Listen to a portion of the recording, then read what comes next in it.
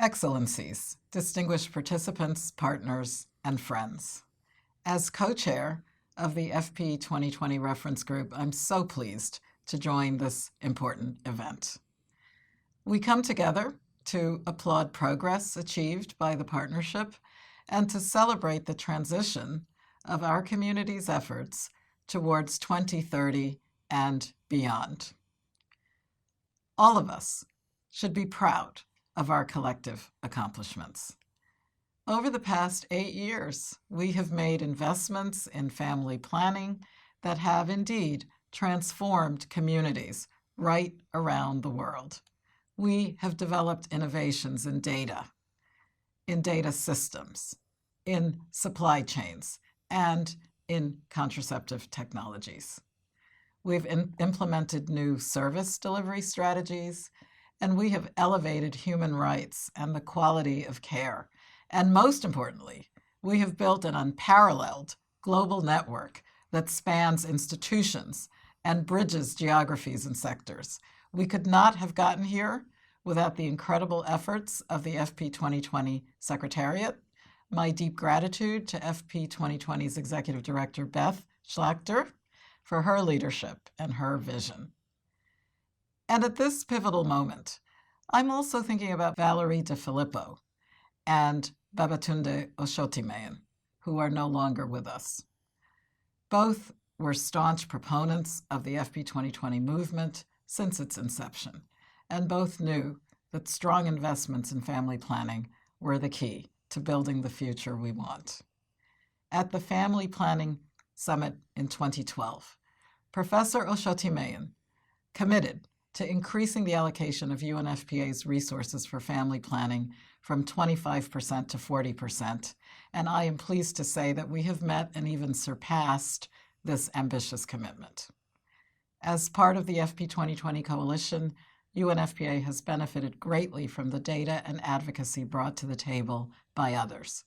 Global commitments have also brought us modern contraceptive methods at lower prices, allowed us to expand contraceptive choice for women and girls. A major vehicle for our efforts to expand choice and to end the unmet need for family planning is the UNFPA Supplies partnership, which recently entered a new phase. As the UNFPA Supplies partnership transitions to its next iteration, we look forward to strengthening our work with FP 2020's new regional hub model, which will allow us to facilitate South-South learning and advocate for increased family planning investments. Dear friends, how we invest in and support women and girls today will determine what the world looks like in 2030. And with less than a decade to go, the Global Family Planning Partnership remains a crucial platform for the full achievement of the Sustainable Development Goals. And yet we know that the COVID pandemic is making the road to 2030 steeper. It's exacerbating inequalities. COVID has limited bodily autonomy. Adolescent girls have suffered disproportionately, and we see that teen pregnancy is on the rise. At the beginning of this crisis, UNFPA estimated that over 12 months, 50 million women in 114 countries would lose access to family planning, and this will lead to 15 million unintended pregnancies. So now, more than ever, we need to work together to ensure that the impact of a pandemic that has dominated the past year will not erase all of the gains that we have made. We must adapt. We must build back better.